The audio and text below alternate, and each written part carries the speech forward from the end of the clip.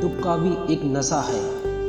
जब वह उतर जाता है तो एकदम ऐसा लगेगा जब जीने में क्या सार। इसलिए लोग दुख को पकड़ते हैं, इधर कह भी चले जाते हैं कि दुख से मुक्त होना है, उधर दुख को छोड़ते भी नहीं, इधर दुख काहे चले जाते हैं, कैसे दुख से छूटे, और उधर नीचे जुड़े दुख को फैलाए चले जाते हैं। कहते हैं क्रोध बुरा है लेकिन छोड़ते नहीं, कहते हैं मोह बुरा है लेकिन छोड़ते नहीं, कहते हैं ईर्ष्या जलाती है आग की तरह और क्या लपटें होगी नरक की, लेकिन छोड़ते नहीं।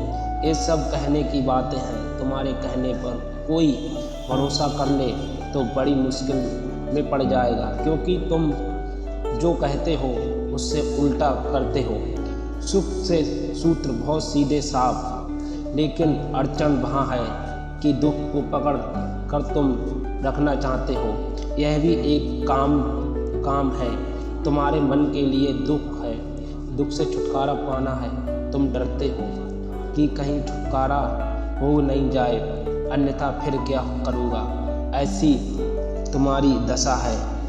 अभी पूछते हो आनंद की वर्षा हो रही है, उसके लिए आपको धन्यवाद देने की इच्छा होती है, उसमें भी कंजूसी है। इच्छा होती है, अभी दिया नहीं धन्यवाद, सोच रहे हो इच्छा होती है, दबा रहे होगे धन्यवाद देने में भी इतनी कृपता। मन धन्यवाद देना भी नहीं चाहता, वह भी उसकी भाषा नहीं। मन शिकायत करना जानता है, मन शिकायती है, क्योंकि शिकायत से भी दुख होता है, शिकायत से भी पीड़ा होती है, शिकायत से भी कांटा चुभता है। और जितनी तुम शिकायत करते हो उतना दुख बढ़ता चला जाता है। जितना तुम धन्यवाद दोगे उतना सुख बढ़ता जाएगा। धन्यवाद का अर्थ है तुमने सुख को अंगीकार किया, तभी तो धन्यवाद दोगे। अभी तो तुमने स्वीकार ही नहीं किया, धन्यवाद किस बात का। अभी तो तुम्हें शक ही है कि यह जो हो रहा है सच भी है। अगर कल्पना ही है तो फिर धन्यवाद क्या देना। अभी तो तय करना है कि सच है, फिर तो सोचेंगे। सच भी हो तब भी लोग धन्यवाद देने में बड़ी कृपणता करते हैं। मैंने सुना अमेरिका में एक बड़ी जौहरी की दुकान, सबसे बड़ी दुकान, उस दुकान के 100 वर्ष पूरे हो गए तो उस दुकान के मालिक ने तय किया कि जो व्यक्ति भी कल सुबह दुकान का पहला ग्राहक होगा, प्रवेश करेगा, उसको लाख रुपए का हार भेंट करेंगे। 100 वर्ष दुकान के पूरे हो गए। यह उन्होंने 100 वर्ष की पूरी समारोह मनाने का आयोजन किया। इससे समारोह शुरू होगा। जो भी पहला ग्राहक प्रविष्ट होगा और दुकान के दरवाजे खुले और एक स्त्री बड़ी तेजी से भीतर प्रविष्ट हुई। उन्होंने बैंड बाजे बजाए, सबने उसे घेर लिया।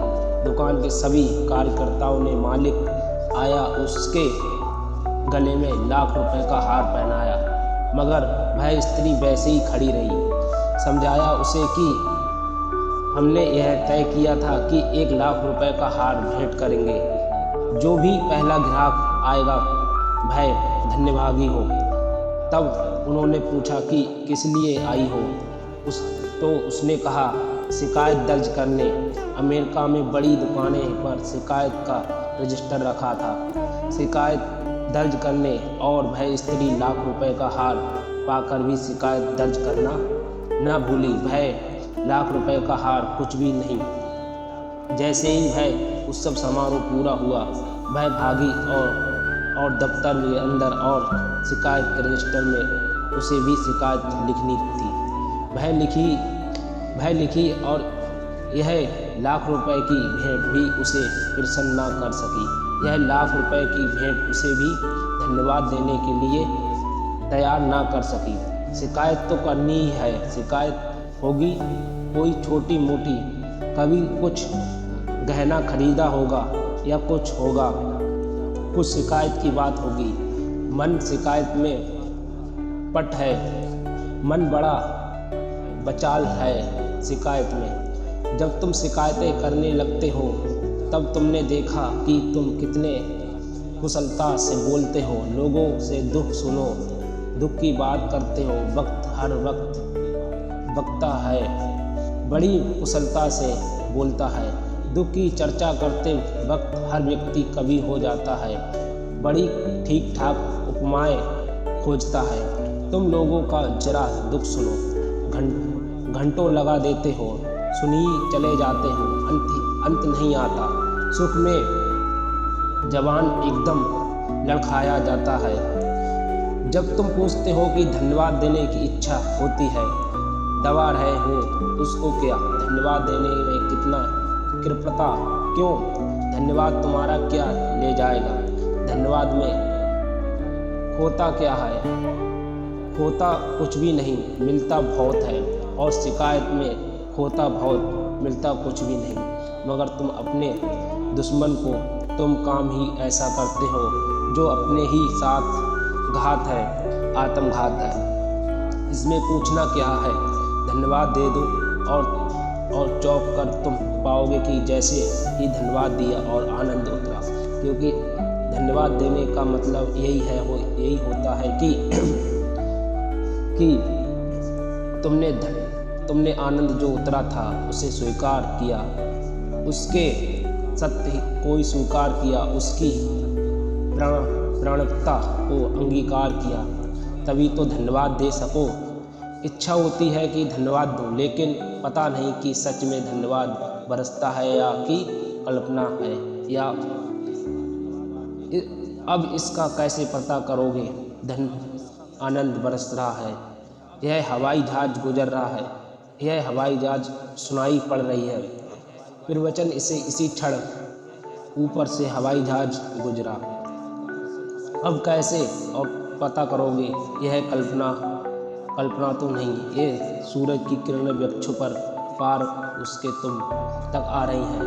अब कैसे और पता करोगे कि भय कल्पना तो नहीं है, ये पक्षियों के गीत तुम्हें सुनाई पड़ रहे हैं।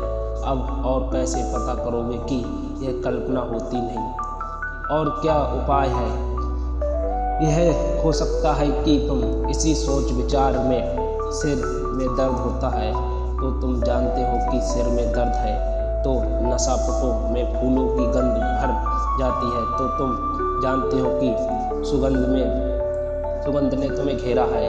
देखते हो आँख चांद तारों से भर जाती है, तो जानते हो कि चांद तारे हैं। और क्या उपाय है, आनंद के साथ तुम और अतिकृत शर्तें क्यों बांधना चाहते हो।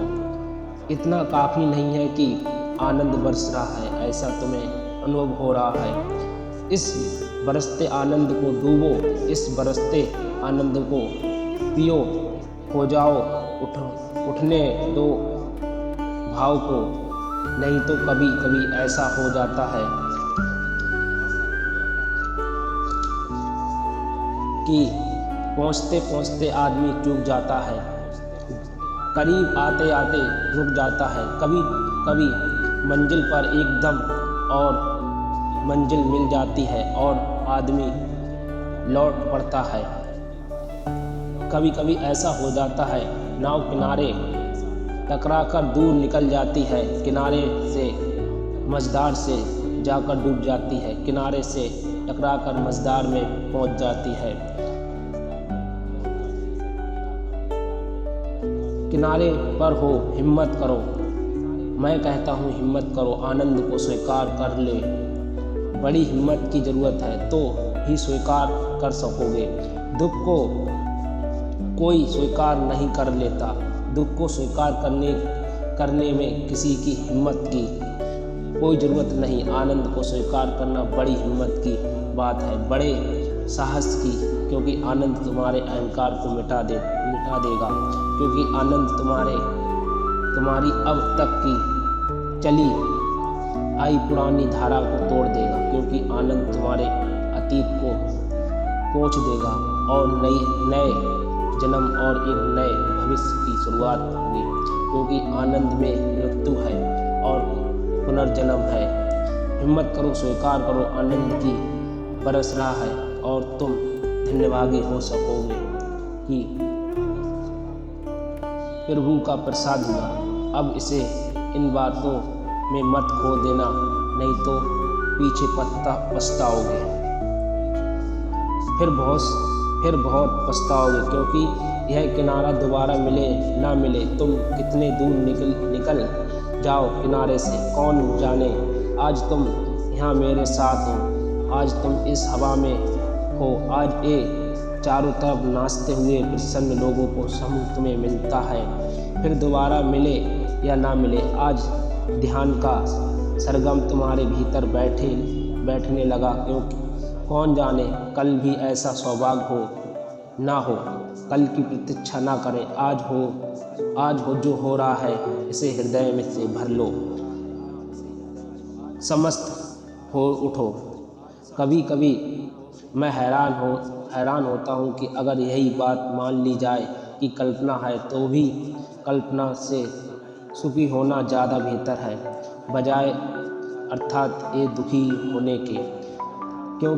हालांकि यह कल्पना नहीं है, क्योंकि लेकिन हम तुमसे कहता हूँ कि चलो यही मान लो कि कल्पना है, तो हर्ज क्या, थोड़ी देर को सुखी अगर कल्पना में भी हो गए, इतना विश्राम भी नहीं देना चाहते अपने को दुखी होने की ऐसी जिद पर रखी है।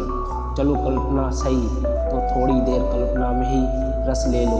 आज जो कल्पना में है, शायद कल यथार्थ बन जाए। यद्यपि दोहरा दूं, कल्पना नहीं है, और तुमसे यह भी कह दूं कि तुम्हारे सब दुख कल्पना है और आनंद कल्पना नहीं। इसलिए ज्ञानियों ने आनंद को सौभाग्य कहा है। सौभाग्य का मतलब होता है जो तुम्हारे भीतर पड़ा ही है, वह दुख पर भाव है नहीं, तुम्हारे भीतर माना हुआ है, तुम्हारी मान्यता है। किसी आदमी को कुछ कहा, तुमने समझा कि अपमान हो गया और तुम दुखी हो गए। कोई रास्ते पर खड़ा है, हंस रहा था, और जो हो सकता किसी और बात पर हंसता हो, तुम समझे कि तुम पर हंस रहा है और तुम दुखी हो गए।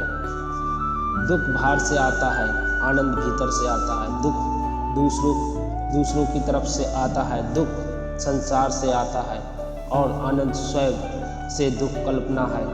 क्योंकि जो भी तुम बाहर से ले रहे हो, वह वस्तुतः तुम्हारा नहीं। ये बाहर की दी गई गालियाँ भी पड़ी रह जाएंगी, सम्मान भी पड़ा रह जाएंगे। बाहर का कोई बहुत मूल्य नहीं। बाहर ज़्यादा से ज़्यादा तुम्हारी सतह छू सकता है, जैसे सागर पर लहरें उठती हैं, हवा के बेग आते हैं और सागर में लहरें फैल जाती हैं, लेकिन सतह पर ही फैलती हैं। लहरें, सागर, गहराई तो शून्य है, मौन है। वहाँ कोई तरंग नहीं, वहाँ कोई हलचल नहीं, वहाँ कोई परिवर्तन नहीं। जहाँ शाश्वत का वास है, वहाँ समाधि की दशा है। ऐसी तुम्हारी हालत है। तुम्हारी गहराई में सब शांत है, सब मौन है, सब आनंद से भरा है। सिर्फ तुम्हारी सतह पर, उस सतह का नाम ही मन है। वही भार के झंझावट आ जाते हैं, आंधियाँ आ जाती हैं, तुम्हें आंदोलित कर जाती हैं। दुख उधार है, आनंद स्वयं का है। आनंदित अगर कोई होना चाहे तो अकेले में भी हो सकता है, दुखी होना चाहे तो दूसरे की ज़रूरत है। इस बात को तुमने कभी खोजा कि दूसरे के बिना आदमी दुखी नहीं हो सकता? दूसरा चाहिए दुख के लिए। तुम अपने को दुख की तलाश करना तुम पाओगे कि दुख दूसरे से जुड़े हैं। ऐसा कोई दुख नहीं जो दूसरे से ना जुड़ा हो। कोई धोखा देगा, किसी ने गाली दे दी, कोई तुम्हारे मन के अनुकूल ना पड़ा, किसी ने ऐसा व्यवहार किया जैसे अपेक्षा ना थी। सब दुख दूसरे से जुड़े हैं और आनंद का दूसरे से कोई संबंध नहीं। आनंद इसलिए हिमालय की गुफा में बैठा हुआ आदमी भी आनंदित हो सकता है। दुख होना दुख होना तो जो बाजार में आना ज़रूरी है, वहाँ बैठे दुखी नहीं हो सकता। इसलिए लोग अगर जंगल में भागने लगे तो आक्रामण नहीं, इसलिए कि रहेगा बाँस, ना बजेगी बाँसुरी। दूसरे को छोड़कर भाग जाओ और दूसरा बचेगा ही नहीं तो फिर कैसा दुख।